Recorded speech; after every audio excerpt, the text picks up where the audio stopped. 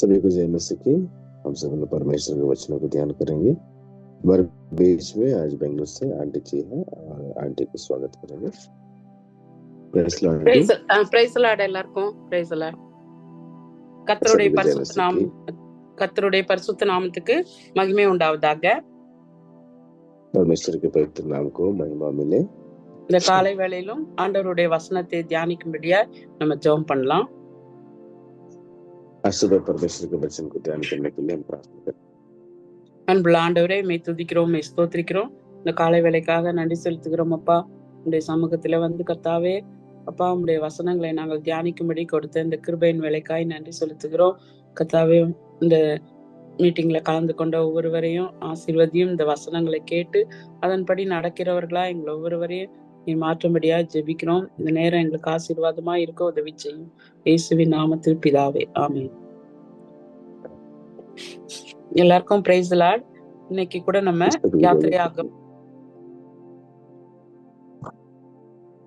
யாத்திரையாகமும் 20ஆம் அதிகாரம் 1-11 வசனங்களை நம்ம தியானிக்க போறோம். आज सब मिलकर हम निर्गमन की 20वां अध्याय का 1 से लेकर 11वां पद तक ध्यान करेंगे। இதுல தேவனுடைய 10 கற்பனைகளை குறித்து இந்த வசனங்கள்ல போடப்பட்டிருக்கு. यहाँ पर परमेश्वर के 10 आज्ञाओं के बारे में ये वचन हमें बताती है। ஆண்டவர் மனிதனை உருவாக்கிய பிறகு அவன் எப்படி வாழணும் அப்படின்றதுக்கு ஒரு சில வழிமுறைகளை இங்க சொல்றார். परमेश्वर ने मनुष्य को बनाने के बाद उसको कैसे जीना चाहिए, कुछ तरीके को यहाँ पर परमेश्वर बताया है। ஒரு மனிதன் ஒழுக்கமா இருக்கணும், அவன் சீரா நடக்கணும் அப்படின்னு சொன்னா இந்த மாதிரி கட்டளைகளை நம்ம பின்பற்ற வேண்டும் அப்படின்னு சொல்லி ஆண்டவர் கற்றுக் கொடுக்கிறார். यहाँ पर अगर एक व्यक्ति एक ढंग से जिंदगी बिताना चाहिए, उसका जीवन बहुत सरल रहना चाहिए, ऐसे प्रकार के आज्ञाओं को पालन करना चाहिए करके परमेश्वर के द्वारा बताते हैं। இது வெறும் கட்டளைகள் மட்டுமல்ல, இது ஆண்டவருக்கும் மக்களுக்கும் இடையே இருக்கிறதான ஒரு அன்பான உடன்படிக்கையாக இருக்கிறது. तो ये केवल आज्ञा नहीं है, बल्कि परमेश्वर और मनुष्य के बीच में रहने वाला एक संबंध वो प्यार से बना रहने के लिए है। ஆண்டவர் கட்டளைகளை கொடுக்கிறதுக்கு முன்பதாக இஸ்ரவேல் ஜனங்களுக்கு அவர் யார் அப்படின்றத அவங்களுக்கு நினைவூட்டுகிறார். तो ये आज्ञाओं को देने से पहले परमेश्वर वो कौन है करके उनको याद दिला रहे हैं। இந்த 1-11 வசனங்களை நம்ம படிக்கும் போது 10 கற்பனைகளுடைய முதல் பாகத்தை நம்ம படிக்கிறோம். இதுல तो 1 से लेकर 11 पद तक पढ़ते हैं, तो यहाँ पर 10 आज्ञाओं में वो सबसे पहली भाग में हम लोग शुरुआत में रहते हैं। அதான் அந்த 1ஆம் வசனம் 2ஆம் வசனம் நம்ம படிக்கும் போது ஆண்டவர் சொல்றார், அவர் சொல்லிய வார்த்தைகள் முதல்ல என்ன சொல்றாருன்னா, உன்னை அடிமைத்தன வீடாகிய எகிப்து தேசத்திலிருந்து புறப்பட பண்ணின உன் தேவனாகிய கர்த்தர் நானே அப்படின்னு சொல்லி இஸ்ரவேல் ஜனங்களுக்கு நினைப்பூட்டுகிறார். यहाँ पर पहला पद में परमेश्वर ने इस्राएल लोगों को याद दिलाते हैं कि मैं तुझे दासत्व के घर से अर्थात मिस्र देश से आपको निकाल आया हूँ। இஸ்ரவேல் ஜனங்கள் எகிப்துல இருக்கும்போது அவங்க எவ்வளோ அடிமையா இருந்தாங்க எகிப்துல அவங்க. ஆனா ஆண்டவர் அவங்கள மீட்டு வெளியே கொண்டு வந்த கர்த்தர் நான் அப்படின்னு சொல்லி, நான் உங்கள் தேவனாகிய கர்த்தர் அப்படின்னு சொல்லி சொல்றார். यहाँ पर मिस्र देश में वो कैसे गुलामीपन में जीवन बिता रहे थे, मैंने ही आपको उस देश से छुड़ा कर लाया हूँ बोलकर परमेश्वर उनको बता रहे। அப்போ கர்த்தர் ஒரு தனிப்பட்ட முறையில பேசுறார். நான் உங்கள் தேவனாகிய கர்த்தர் அப்படின்னு சொல்லி இஸ்ரவேல் ஜனங்களுக்கு சொல்றார். तो परमेश्वर इस्राएल लोगों को अपने बारे में एक अलग ही विचारों को लेकर समझा रहे हैं। அப்போ விசுவாசிகளாகிய நம்முடைய வாழ்க்கையில கூட நம்முடைய கீழ்ப்படிதல் எப்படி இருக்கணும்னா, கடமைக்காக நம்ம செய்யக்கூடாது.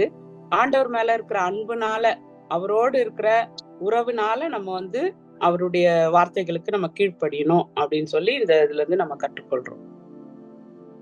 यहाँ पर हम ये सीखते हैं कि परमेश्वर के ऊपर रहने वाला प्यार के साथ अब परमेश्वर के हर आज्ञाओं को मानना जरूरी है।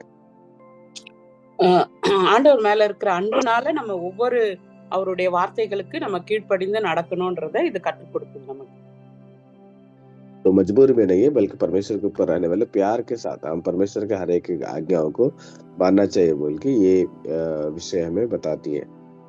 இயேசு கிறிஸ்து கூட நீங்க புதிய ஏற்பாட்டுல நம்ம படிக்கும்போது அநேக இடத்துல வந்து இந்த 10 கட்டளைகளை அவர் வந்து சொல்லுவாரு ஜனங்களுக்கு. அவங்க வரும்போது இதை நீ கை கொண்டிருக்கிறியா அப்படின்லாம் கேட்டு அதை வந்து சொல்லுவாரு. அதனால இந்த 10 கற்பனைகளும் நம்முடைய வாழ்க்கையில ரொம்ப முக்கியமானதாக இயேசு கிறிஸ்து கூட கருதினார். तो यीशु मसीह ने भी जब अपने जीवन काल में इन 10 आज्ञाओं को कई सारे लोगों के लिए इस्तेमाल किया गया कि आप ये 10 आज्ञाओं को इस्तेमाल किया गया क्या बोल के, तो इसलिए हमारे जीवन में भी ये 10 आज्ञाएं बहुत ही महत्वपूर्ण है। அதனாலதான் ஆண்டவர் இந்த கட்டளைகள் எல்லாம் இஸ்ரவேல் ஜனங்களுக்கு கொடுக்கிறாரு. அதுல பாருங்க 3ஆம் வசனம், என்னை அன்றி உனக்கு வேற தேவர்கள் உண்டாயிருக்க வேண்டாம் அப்படின்னு சொல்லி சொல்றாரு. तो इसलिए परमेश्वर ने ये 10 आज्ञाओं को देते हैं। तीसरा पद देखिए तो, तू मेरे छोड़ दूसरों को ईश्वर करके न मानना। ஏன் அப்படின்னு சொன்னா, அந்த நாட்கள்ல என்ன பண்ணாங்க, இஸ்ரவேல் ஜனங்கள் வந்து மற்ற தேசங்களுடைய கடவுளையோ கடவுளை அவங்க வந்து வழிபடக்கூடாது அப்படின்னு ஆண்டவர் வந்து விரும்பினார். तो परमेश्वर ये चाहते थे कि इस्राएल के लोग सच्चा खुदा को छोड़कर अन्य देवताओं के पीछे नहीं जाना चाहिए। அதான் இதுல வந்து நம்ம பாக்குறோம், 3 காரியங்களை பார்க்க போறோம்.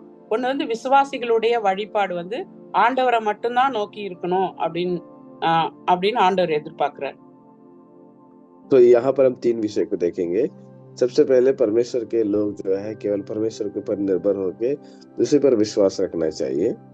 வேற எந்த கடவுளையும் வழிபடவோ அவங்க கிட்ட ஜெபம் பண்ணவோ அவங்கள வழிகாட்டுறதுக்கு உதவி செய்யவோ நம்ம வந்து கேட்கவே கூடாது அப்படின்னு ஆண்டவர் எதிர்பார்க்கிறார். तो और कोई देवताओं को नहीं मानना चाहिए और उनके पास अपने रास्ता के लिए नहीं विनती नहीं करना चाहिए। ये परमेश्वर चाहते हैं। இந்த நாட்கள்ல நம்ம பாக்குறோம், ஜனங்கள் வந்து நிறைய கடவுள்களை அவங்க வந்து வழிபடுறாங்க. அவங்க வந்து மரித்தவர்களை, ஆவிகளை, வேற வேற கடவுள்களை அவங்க வந்து நாடக்கூடாது அப்படின்னு ஆண்டவர் வந்து நம்ம புதிய ஏற்பாட்டு விசுவாசிகளுக்கும் நிறைய புதிய ஏற்பாட்டுல சொல்லியிருக்கிறாரு. அதே போல பழைய ஏற்பாட்டிலயும் ஆண்டவர் சொல்றாரு, என்னையன்றி நீங்க வந்து வேற யாரையும் நீங்க வைக்க கூடாது முன்னாடி அப்படின்னு சொல்லி ஆண்டவர் சொல்றார். क्योंकि देखिए आज के दिनों में कई सारे लोग ऐसे हैं कि मरे हुए लोगों को अलग अलग अन्य प्रकार के बहुत सारे देवताओं को मानते हुए जीवन बिता रहे। इसलिए परमेश्वर बोल रहे कि मेरे अलावा आपको कोई ईश्वर नहीं रहना चाहिए बोल के। ஆபிரகாமின் தேவன், ஈசாக்கின் தேவன், யாக்கோபின் தேவன் என அழைக்கப்பட்ட தேவன் வந்து மோசேக்கு கூட சொல்றாரு, தாம் ஒரே தேவன் அப்படின்னு சொல்லி வெளிப்படுத்துறாரு. अब्राहम और ईसाक याकूब का जो परमेश्वर है जिसको बुलाया गया सबको, तो वो मूसा के साथ भी ये चीज को बताया है। இதை உணராம மக்கள் வந்து என்ன பண்ணாங்க, பல தெய்வங்களை அவங்க வந்து உருவாக்கி வழிபட்டாங்க அப்படின்னு சொல்லி நம்ம பிற்காலத்துல நம்ம பார்ப்போம். இஸ்ரவேல் ஜனங்களே நிறைய தெய்வங்களை அவங்க வந்து உண்டாக்கி வழிபட்டாங்க. तो इस्राएल लोगों के जीवन में आगे के इतिहास में पता चलता है, इतना होने के बाद भी बहुत सारे देवी देवताओं को बनाकर वो उनकी उपासना कर रहे थे। அப்போ தம்முடைய ஜனம் வந்து தம்மையே தேடணும் அப்படின்னு சொல்றதுல ஆண்டவர் வந்து வைராக்கியமுள்ள ஒரு தேவனா இருக்கிறார். तो परमेश्वर इस विषय में बहुत ही गंभीर विचार रखते हैं कि मेरे लोग केवल मुझे ही उपासना करना चाहिए, ढूंढना चाहिए। அதாவது தேவனுக்குரிய இடத்தை வேற எந்த காரியங்களுக்கும் நம்ம வந்து கொடுக்க கூடாது அப்படின்னு ஆண்டவர் வந்து உறுதியா இதுல வந்து கட்டளை கொடுக்கிறார். परमेश्वर ने यहाँ पर साफ साफ एक आज्ञा देते हैं कि मुझे छोड़कर आप कोई भी ईश्वर को दंडवत नहीं करना, उपासना नहीं करना चाहिए। ஏசாயா 44ஆம் அதிகாரம் 9-20 வசனம் நீங்க படிச்சு பாருங்க. ஏசாயா 44 अध्याय का 9 से लेकर 20वां पद तक जाके पढ़िएगा। அத நீங்க படிச்சு பாத்தீங்கன்னா உங்களுக்கு தெரியும் ஆண்டவர் எவ்வளோ பெரிய ஒரு தேவன். அவரை அதாவது விக்கிரகம் வந்து ஒண்ணுமே இல்லை அப்படின்றத பத்தி அந்த வசனங்கள்ல போடப்பட்டிருக்கு. तो उन वचनों में आप जाके पढ़िएगा, यही बताया गया है कि मूर्तियां जो है कुछ भी नहीं है। அதனால ஆண்டவருடைய பிள்ளைகளாகி நம்ம கூட ஆவிகளை வணங்குதல், குறி கேட்கறது, இந்த மாதிரி மருத்துவங்க கிட்ட போய் அவங்ககிட்ட குறி கேட்கிற இந்த மாதிரி காரியங்கள்லாம் நம்முடைய வாழ்க்கையில இருந்து விலக்கப்படணும். तो परमेश्वर को विश्वास करने वाले हमारे जीवन में भी मरे हुए लोगों के पीछे रहना या जादू टोने के पीछे रहना और मूर्तियों के पीछे रहना हम दूर रहना चाहिए. நீங்க அந்த வசனங்களை படிச்சு பாருங்க. ஏசாயால நான் இப்ப சொன்ன வசனத்தை நீங்க படிச்சீங்கன்னா அதுல வந்து நிறைய காரியங்களை உங்களுக்கு ஆண்டவர் பேசுவார். तो यशायाह का 44वां अध्याय का जो मैंने वचनों को बताया था, वचनों को पढ़िएगा. उधर से परमेश्वर बहुत सारे विषयों के ऊपर आपसे बात करते हैं. நமக்கு வந்து ஆண்டவர் எழுதி கொடுத்தது என்னன்னா அவருடைய வார்த்தைகள். அதாவது தேவன் வந்து நமக்கு வந்து பரிசுத்த ஆவியினால தூண்டப்பட்டு எழுதப்பட்ட அவருடைய வார்த்தைகள் கொண்டுதான் ஆண்டவர் நமக்கு வழிகாட்டுவார். அவர் வார்த்தைகள் மூலமா நம்ம கூட பேசுவார். तो हमें आज परमेश्वर वही कहाँ से बात करते हैं? पवित्र आत्मा के द्वारा लिख के दिए हुए इन पवित्र परमेश्वर के वचन के द्वारा ही वो बात करते हैं. அடுத்ததா நம்ம வந்து முழு இருதயத்தோட, முழு ஆத்மாவோட, முழு பலத்தோட நம்ம தேவனை தேடி அவரிடத்துல அன்பு கூறுவதையே நம்முடைய நோக்கமாக வைத்துக் கொள்ள வேண்டும். और उसके बाद जो है परमेश्वर को पूरे शक्ति से, पूरे प्राण से, पूरे बुद्धि से परमेश्वर को ढूंढना ही हमारा एक लक्ष्य होना चाहिए. அடுத்ததா நம்ம என்ன பாக்குறோம் அப்படின்னு பாத்தீங்கன்னா ஆண்டவருடைய மகிமை. அதாவது 4-7 வசனம் வரைக்கும் பார்க்கும்போது ஆண்டவருடைய மகிமை உள்ள ஒரு கர்த்தரை வந்து ஒரு சாதாரண பொருளுக்கு ஒப்பிட்டு நம்ம வந்து ஒப்பிடக்கூடாது. तो उसके बाद परमेश्वर का महिमा के बारे में जिक्र किया गया है 4 से लेकर 7 पद तक, क्योंकि परमेश्वर को कोई भी वस्तुओं के साथ तुलना नहीं कर सकते हैं. ஏன்னா நம்முடைய தேவன் வந்து அழியாமை உள்ளவர். அவரை வந்து ஒரு அழியும் பொருளாக மாற்றி அதை வந்து நம்ம வணங்கவோ சேவிக்கவோ கூடாது. क्योंकि परमेश्वर जो है अविनाशी है, नश्वान वस्तुओं में उसे नहीं बदलना चाहिए. அப்படி நம்ம செஞ்சோம்னா நம்ம வந்து தேவனை விட அவைதான், அந்த காரியங்கள் தான் பெரியவைகள் அப்படின்னு நம்ம நினைக்கிறோம் மாதிரி சூழ்நிலை உண்டாகும். क्योंकि ऐसे परिस्थिति इकट्ठी होते हैं कि परमेश्वर को छोड़कर उन्हीं वस्तुओं के पीछे हम लोग ज्यादा उपासना करेंगे, उसी को ज्यादा महत्व देना शुरू करेंगे. கர்த்தருக்குரிய மகிமையை நம்ம அவருக்கு செலுத்தணும். परमेश्वर के महिमा केवल उसको ही समर्पण करना चाहिए. நீங்க வந்து ஏசாயா 40ஆம் அதிகாரம் 12-26 வசனம் நீங்க படிச்சு பாத்தீங்கன்னா ஆண்டவருடைய மகிமை எப்பேற்பட்டது, எவ்வளவு பெரியது அப்படின்னு சொல்லி அந்த வசனங்கள்ல சொல்லப்பட்டிருக்கு. यशायाह 40वां अध्याय का 12 से लेकर पढ़िएगा. वहां पर लिखा गया है कि परमेश्वर की जो महिमा है वो कितना विशाल है, महत्व है बोल के. அப்போ மனிதனுடைய கைவேலையினால செய்யப்பட்ட எந்த ஒரு உருவமும் தேவனுடைய மகிமைக்கு சமமாகவே இருக்காது. तो परमेश्वर का महिमा जो है मनुष्य के हाथ से बनाए हुए कोई भी वस्तुओं का वो समान नहीं है. கர்த்தருடைய உருவத்தை வந்து படத்தின் மூலமா படம் வைக்கிறது, சித்திரம் வரைகிறது, இதெல்லாம் வந்து கர்த்தருடைய மகிமைய குறைக்கிறதா தான் இருக்குமே தவிர அந்த மகா உன்னதங்கள்ல வாசம் பண்ணுகிற மகா பரிசுத்த தேவனை அது நம்ம வந்து அதன் மூலமா வெளிப்படுத்த முடியாது. क्योंकि मनुष्यों के हाथों से बनाए हुए चित्र हो गया और हाथों से बनाए हुए मूर्त हो गया, ये परमेश्वर की महिमा को वो बदल नहीं सकते हैं. அதனால நம்ம வந்து என்ன செய்யணும் அப்படின்னா கர்த்தருக்குரிய மகிமையை நம்ம அவருக்கு வந்து நம்ம செலுத்தணும் அப்படின்னு சொல்லி நீங்க இந்த வசனங்களை படிக்கும் போது உங்களுக்கு தெரியும். ஏசாயா 40:12-26 வசனம் வரைக்கும் நீங்க படிச்சு பாருங்க. அதுல ஆண்டவருடைய மகிமையை குறித்து நம்ம அதிகமா அதுல அறிந்து, அவருடைய வல்லமை, அவருடைய மகிமை, அவருடைய பரிசுத்தத்தை பத்தி நம்ம அதுல அறிந்து கொள்ளலாம். इसलिए यशायाह का 40वां अध्याय का 12 से लेकर 26वां पद तक पढ़िएगा. वहां पर बहुत ही बेहतरीन रीति से परमेश्वर की महिमा, परमेश्वर की भलाई, परमेश्वर के उस महिमा के बारे में बहुत सारे अच्छे बातें वहां पर जिक्र किया गया है. அடுத்ததான் நம்ம பாக்குறோம் கர்த்தருடைய நாமத்தை வந்து வீணா நம்ம வந்து வழங்க கூடாது. இப்ப கர்த்தருடைய நாமத்தை வந்து நம்ம மதிக்கணும் அப்படின்னு சொல்லி 7ஆம் வசனத்துல நம்ம பாக்குறோம். तो 7वां पद में हम देखते हैं कि परमेश्वर के नाम को हम किसी चीज पे लेकर उसको निर्दोष नहीं ठहराना चाहिए.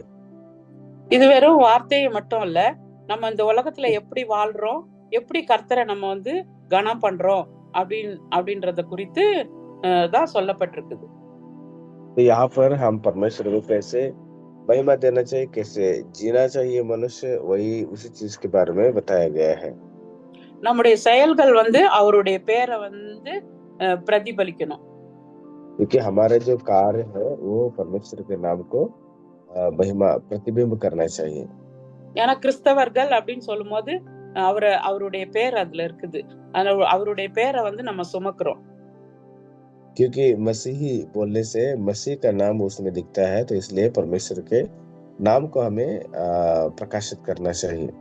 அப்போ நமது பேச்சு, நம்முடைய நடத்தை, நம்முடைய நம்முடைய மனபாவங்கள் எல்லாமே அவரையே மகிமைப்படுத்துறதா நம்ம இருக்கணுமே தவிர அவருடைய பேரை நம்ம வீணா வழங்கக்கூடாது அப்படின்னு இதுல வாசிக்கிறோம். इसलिए परमेश्वर के नाम इसमें रहने की वजह से उसके नाम को अपमान नहीं करना चाहिए और उसको निर्दोष नहीं ठहराना चाहिए। தேவனுடைய நாமத்தை அவசியம் இல்லாம வீணா உச்சரிக்கிறது, அப்புறம் அதாவது மைண்ட்ல சிந்தனையே இல்லாம கூறுறது, அப்புறம் தேவனுடைய நாமத்துல சபிக்கிறது, தேவ தூஷணம் சொல்றது, இதெல்லாம் வந்து ஆண்டவருடைய நாமத்தை வீணா வழங்குறது அப்படின்னு சொல்லி வேதத்துல நம்ம வாசிக்கிறோம். क्योंकि बाइबल में पढ़ते हैं कि हम बेमतलब के परमेश्वर के नाम को मजाक नहीं करना चाहिए, उसके नाम से हम प्रतिज्ञा नहीं करना चाहिए, उसके नाम से हम शपथ भी नहीं करना चाहिए कि परमेश्वर के इस नाम को जो है हम किसी भी हालत में निर्दोष नहीं ठहरना चाहिए। தேவனுடைய நாமம் வந்து பரிசுத்தப்படணும், அவருடைய நாமத்தை வந்து நம்ம கனப்படுத்தணும், பரிசுத்தமா நம்ம வந்து அவருடைய நாமத்தை நம்ம தொழுது கொள்ளணும் அப்படின்னு சொல்லி நம்ம பாக்குறோம். क्योंकि परमेश्वर के नाम जो है पवित्र है, पवित्र कामों में उसको इस्तेमाल करना चाहिए और उसको बेकार से यूज नहीं करना चाहिए। மத்தேயு 6ஆம் அதிகாரம் 9ஆம் வசனத்துல இத குறித்து நம்ம படிக்கிறோம். इसके बारे में मत्ती का 4:6 का 9 पद में हम बहुत अच्छे से पढ़ सकते हैं। அடுத்ததா நம்ம 8ல இருந்து 11 வசனம் என்ன பாக்குறோம்னா, ஓய்வு நாளை நம்ம வந்து பரிசுத்தமா ஆசரிக்க நினைக்கணும் அப்படின்னு சொல்லி போடப்பட்டிருக்கு. கர்த்தருக்குரிய நாள் அப்படின்னு. तो फिर 8 से 11 पद तक पढ़ते हैं तो वहाँ पर ये लिखा गया है कि विश्राम के दिन के बारे में इसको हम बहुत ही जागृत से मानना चाहिए। बल्कि நம்ம 6 நாளும் உழைக்கும், நமக்கு ஒரு நாள் ஓய்வு அவசியமா இருக்குது. क्योंकि 6 दिन हमारे लिए काम करना, एक दिन परमेश्वर के लिए विश्राम लेना जरूरी है। கர்த்தர் கூட ஓய்வு நாளை கட்டளையிடுறார். परमेश्वर भी यहाँ पर विश्राम के दिन को आज्ञा घोषित कर रहे हैं। இயேசுக்கு ஆண்டவர் கூட இந்த பூமியெல்லாம் சிருஷ்டிக்கும் போது, படைக்கும் போது 7வது நாள அவர் வந்து ஓய்வு நாளா ஆசரிக்க சொல்றார். तो परमेश्वर ने यहाँ पर भी 7वें दिन को पवित्र विश्राम का दिन मानना चाहिए बोल के सिखा रहे हैं। அந்த 7வது நாள மற்ற நாட்களில் இருந்து ஒரு வித்தியாசமா பிரித்து வைக்கிறார். क्योंकि 7वें दिन को बाकी सब दिनों से ये अलग विभाजन कर। அன்றைக்கு வந்து எந்த வேலையும் செய்யாம இருக்கணும், அந்த நாள் முழுசும் ஓய்வு எடுக்கணும், தேவனை வந்து பயபக்தியோடு நம்ம வழிபடணும் அப்படின்னு சொல்லி தான் அந்த நாட்களை அவர் வந்து பிரித்து வைக்கிறார்.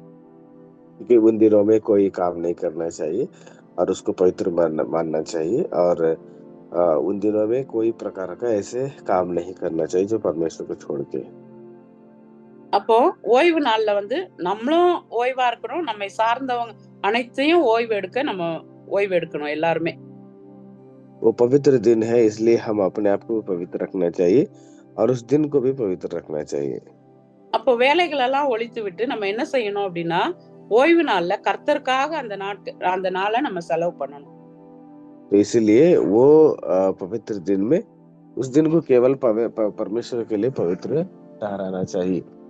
இன்றைக்கு ஓய்வு நாள் என்று சொல்லி இன்னைக்கு நிறைய பேர் நிறைய காரியங்கள்ல அவங்க அந்த நாளை வந்து வீணா அவங்க வந்து என்ன பண்றாங்க, செலவு பண்ணி அவங்களுக்கு சொந்தமான காரியங்களையும் அவங்களுக்கு இஷ்டமான வழியிலயும் அவங்க போயிட்டு இருக்கிறாங்க. ஆனா கர்த்தர் நம்மகிட்ட எதிர்பார்க்கறது என்னன்னா, அவருக்காக அந்த நாளை செலவு பண்ணோம், அவருடைய சமூகத்துல நம்ம உட்காரணும், ஆலயத்துக்கு போகணும் அப்படின்னு சொல்லி ஆண்டவர் எதிர்பார்க்கிறார்.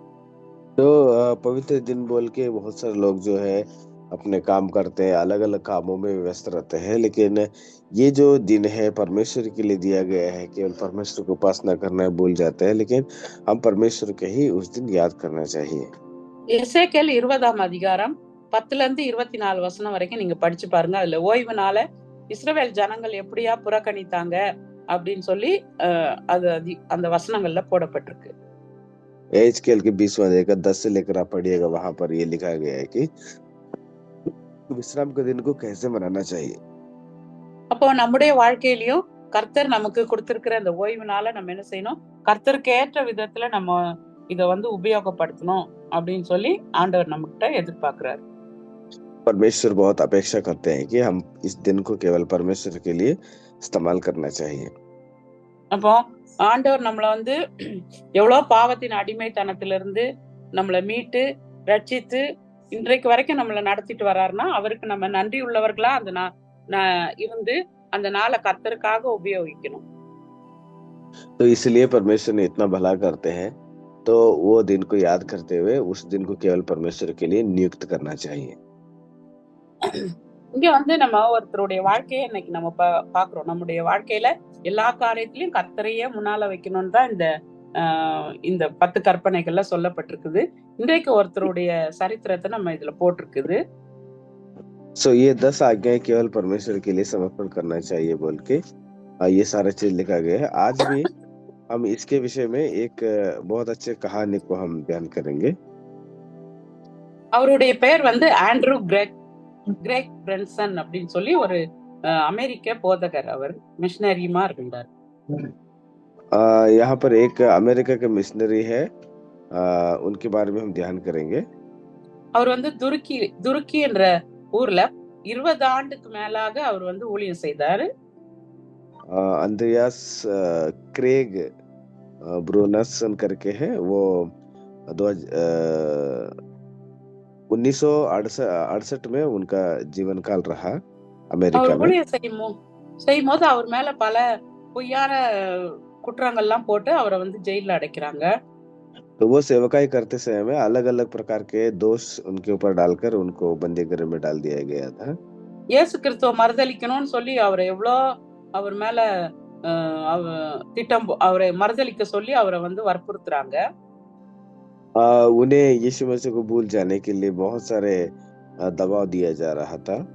ஆனா கூட அவர் விசுவாசத்துல உறுதியா கடைசி வரைக்கும் நிக்கிறாரு, மறுதலிக்கவே இல்லை. அப்புறமா அவரை விடுதலை செய்யறாங்க. तो वो बहुत ही मजबूत से डटे रहे यीशु मसीह के विरोध में, वो कुछ भी नहीं बोले। उसके बाद उन्हें रिहाई किया जाता है। அவருடைய வாழ்க்கையை பார்க்கும்போது அவருடைய உண்மைக்காக ஆண்டவர் ஆண்டவர் மேல உண்மையா இருந்ததுனால அவர் கடைசி வரைக்கும் மறுதலிக்காம நற்செய்திக்காக அவர் முடிவு வரைக்கும் நின்னார். तो वो परमेश्वर के नाम को किसी भी हालत में ये नहीं बताए विरोध में, बल्कि मरने के आखिरी सांस तक जो है वो परमेश्वर के लिए जीवन बिताए। இவருடைய வாழ்க்கையை நம்ம படிக்கும் போது இது நமக்கும் ஒரு உற்சாகத்தை கொடுக்குது. பாருங்க, அவரு கடைசி வரைக்கும் ஆண்டவர் மேல ஒரு விசுவாசமா நம்பிக்கையா இருந்தார். அப்போ நம்முடைய வாழ்க்கையிலயும் கூட நம்ம என்ன செய்யணும், கர்த்தருக்காக முடிவு பரியந்தம் நம்ம நிலை நிற்கணும், அவர்ல நிலைத்து நிற்கணும் அப்படின்றது இதுல இருந்து நம்ம கற்றுக்கொள்றோம். तो इससे हम ये सीखते हैं कि परमेश्वर के ऊपर कितना विश्वास में बने रहे हैं, और इनके जैसे हमें भी परमेश्वर के ऊपर मजबूत भरोसा रखकर जीना चाहिए।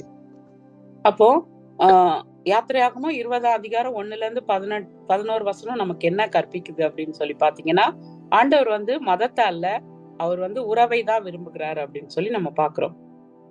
तो निर्गमन की 20वां अध्याय का पहला पद से लेकर 11वां पद तक हमें ये पता चलता है परमेश्वर मनुष्य के साथ एक अच्छे रिश्ते में बने रहना चाहते हैं।